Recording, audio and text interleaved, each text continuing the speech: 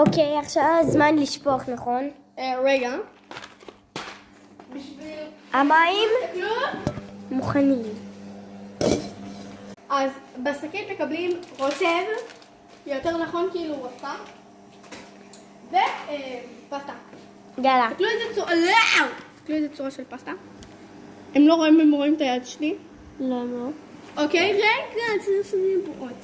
אז בואו אני אקרא לכם את הרכיבים.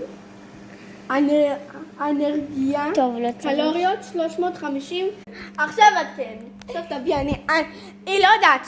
קיצר, היא חיוורת. יש בועות סתומה. תראה לי.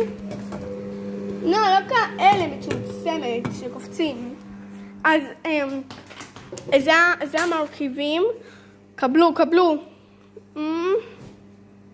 נעמי, עוד שנייה נגמר לך הזמן, אז בואו לחלק 2.